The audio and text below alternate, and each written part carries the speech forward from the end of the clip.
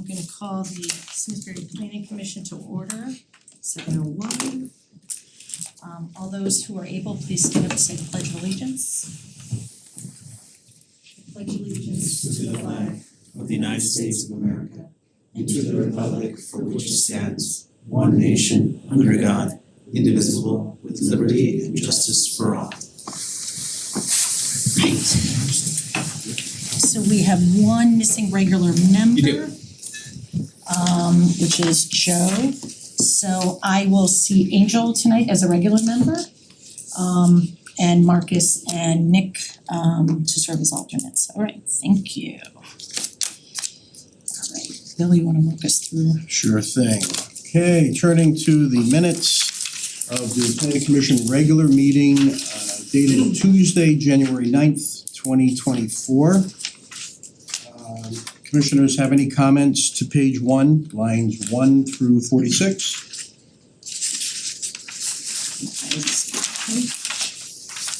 Page 2, lines 47 through 91.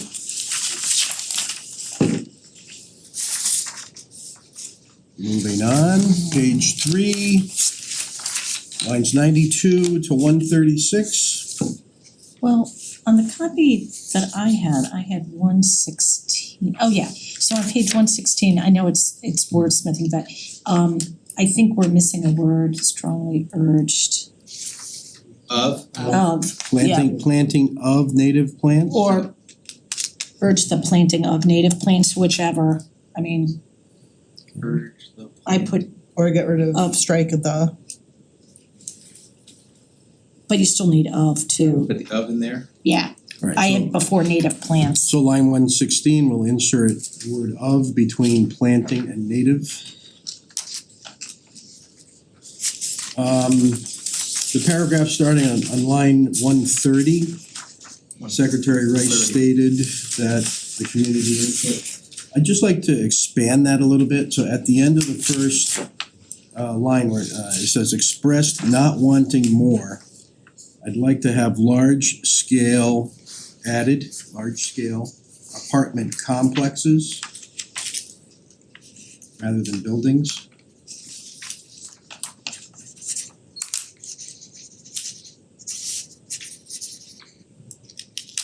Any other comments on page 3? Page 4. So similarly on line 168, Say it one more time, 168? 168, yep. Secretary Rice recognized the residents of Simsbury who are not in support of. I'd like to strike the words "the development" and insert a large-scale apartment complex.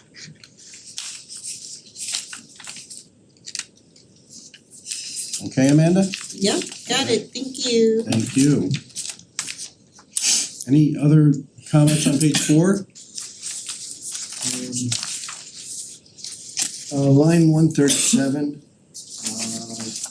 I said contradicts the P O C D. I'd like that to read is inconsistent with the P O C D.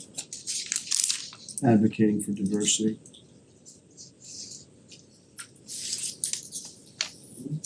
Done.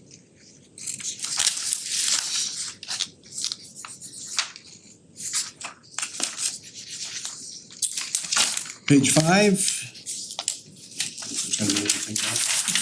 Alright, so I'll make a motion to accept the minutes as amended for the regular meeting dated January 9th, 2024. I'll second. Any discussion? All those in favor of approving the minutes as amended, please say aye. Aye. Any opposed? Any abstentions? You'll abstain. Holly's abstaining. Okay, the motion carries, thank you. Alright, so we have an application, public hearing. George, do you wanna start or should we have? You wanna go ahead and just read the call Yeah. as we typically do, so Yep. yeah, just have somebody read that application section and title. Read out that paragraph. Bill, you wanna do it? Yeah, go ahead. Okay, so I guess we're gonna open the public hearing. Yeah. for application PC number 24-01 of GPF Drake Hill LLC owner, Terry Hahn, LADA applicant for a re-subdivision of a lot located at 710-720 Hot Meadow Street, Assessor's Map G10, Block 227, Lot 001+2, Simsbury, Connecticut 06070, Zone SCZ, Simsbury Center Zone. Madam Chair, I'm gonna let Ms. Hahn, it's fairly straightforward, but I do wanna take 1 second, since we've got new commissioners here, Mr. Crisatelli, Mr. Goldman, who hadn't seen an application like this before. So under South Carolina, under Connecticut statute, a public hearing is required anytime a property, anytime a property wants to re-subdivide a piece of property. And what that means is to subdivide it more than once. I guess it's the easiest way to explain it. So essentially, any parcel gets what we call a free cut. You can subdivide your property once, and actually you can just come in, no approval, you record it. But anytime you do that second cut or a third cut or a fourth cut, in this particular case, I guess it would be the second. It requires under statute a public hearing and approval by the planning commission. So that's why we're here. Good evening, my name is Terry Hahn, principal of LADA PC Land Planners. We're talking about the property that is essentially Drake Hill Mall, okay? The property itself, or what we know as Drake Hill Mall, is actually 2 lots. So on this drawing, Hot Meadow Street is up at the top, Mall Way, or what is now Jim Gallagher Way, and Drake Hill Mall. The main building where Fitzy's is at 70 to 716. The 2 buildings on the left of this drawing are the Webster Bank and then the stone, what used to be called Old Bangor. Up in the corner is the Cannon Building at 720. So this property, as I said, is 2 lots. We don't really think of it as 2 lots. They were, at some point, it must have been subdivided prior to the current configuration from the 90s when they had all the renovations and they added the Webster Bank building in. A pointer. Yeah, it's right about there. And it was originally, the reason why it's all kinds of funny is that there used to be a stream that ran through there, so that the pipe from the pond across the street came through here. That has since been put into more of a pipe, and it continues on to the other side of Iron Horse Boulevard. So here you have, so it's 4 buildings on what is essentially 2 lots at the moment. If I can go to the next one. The proposal is to subdivide out the Cannon Building primarily for financing purposes, pure and simple. It will continue to act as an integrated plaza. They share parking, they share access, they share utilities, they share all kinds of stuff. And yes, the applicant will be happy to provide a cross easement, even though it does actually indicate there's some blanket easements as shown on the plat, but basically just to get it all codified. So that's really all that we're looking for at the moment.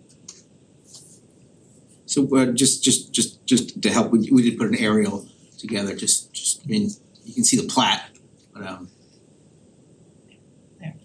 this is kind of what we're looking at here. Brittany put this together. So there's your existing condition on the ground, and then carve out that corner. So I think our review is that the subdivision meets the requirements of zoning requirements of the underlying SC or center zone. Are those parking spaces to the left of the red line, like, Yes. okay, so those would be, They're all, it's all integrated. In so other it wouldn't change anything? Nothing is going, Gotcha. there's no actual, the only physical change as a result of this subdivision is a request that we put some bike Yes, racks yep. At the front of the Cannon Building. Otherwise, there are no other physical changes. So it will still continue to function as if there were no lines there. I have a question, yeah. because I don't always understand all the implications of easements, and one thing I've learned in these last few terms is that the law of unintended consequences always apply. So in the future, so right now everything's hunky-dory, the owner says, yeah, the people there can come and park in our parking lot. Is that like for eternity? I mean, what happens when Pretty much. everyone dies and people forget Yes. about that? That's written Yes, in. so I think as Terry said, I think there are already some cross access and parking easements on the site. But we are recommending as a condition of this subdivision approval that that additional easement will be recorded pursuant to this subdivision. And that runs with the land, and that is in perpetuity. Okay. Yeah. And when you say easement, not- what part they're- of the okay, so- parking lot will be Okay. part of that? Yeah, walk through that. Alright, so there are two different kinds of easements. There's an easement which is defined by meets and bounds, which is what you're thinking of, so in other words, it's something specific. And then there's another kind of easement which is known as a blanket easement, which allows there to just be general activity, access, utility work, etc. and is not defined by limitations on a plan. The problem with the limitations on the plan is that somehow, some way, that sewer line always gets moved. Don't ask me how or why. So in this particular case, given the interconnected nature, everything here is proposed as a blanket easement. I think a better way to say it, it's there are a series of agreements related to parking or internal drives or utilities and those kinds of things. So for the two parcels that we're talking about, not the new one, the two Right. existing, do they have the same owner? Technically, no, they're mortgaged differently. That's why it's not a. Okay, uh, so So you have three different owners. Yeah. three different owners. With if you approve the subdivision, then you'll have separate ownership here. I'm assuming that's what one of the objectives is here, is to be able to sell that parcel. Yeah. Okay. Refinance it differently. And George, this is Simsbury Center Zone. So things like open space requirements that are in our subdivision regulations, do they or do they not apply? There's an open space requirement as a percentage of the lot in the center zone. But for an individual re-subdivision, a set aside, it does not apply, no.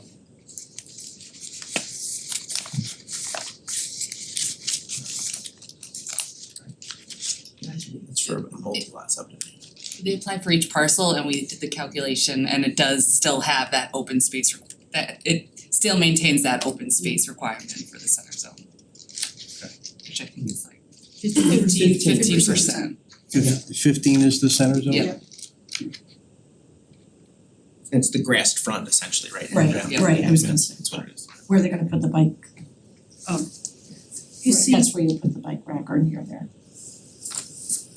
George, you might need the. you see with the little, the Bike is in walk that comes down, up, there you go, that. Oh, here where the walk is in the front. That's where it wants to be. And the bikes are a requirement of the center zone. It's not just a ask for a Right. voluntary provision. Center zone requires it. And I would note that there are already existing bike racks at the in front of Yes. Jersey Mike, so Yeah. all it is really different bikes, Yeah. racks for each lot. And none of the parking's included? None of the parking is included, correct. The easiest way to do this was to not try and allocate and gerrymander some kind of thing so that this parking goes there and that parking goes there. It's an integrated center. So you can park anywhere for any use within this center.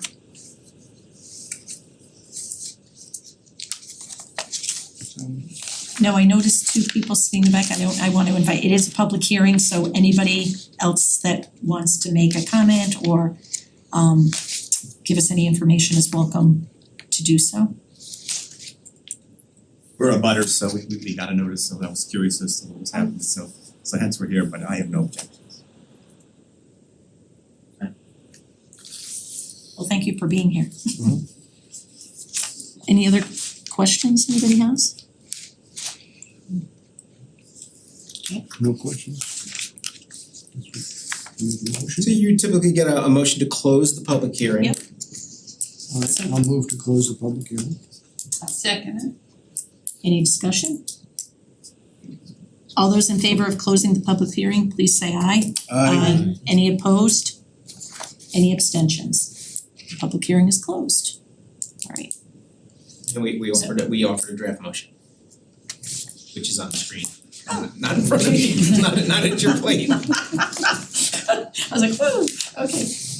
So I don't know if you need to read that whole thing, I think it's in the public record, you could move the draft motion on the screen, or you could choose to read the whole thing if you wanted to.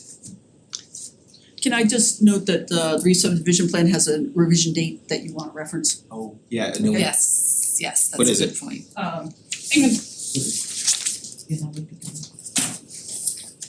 I don't know what. 119. 119, yes. You know what, and we can just fix it on the fly. But it was originally dated and I'm then, gonna put revised. okay.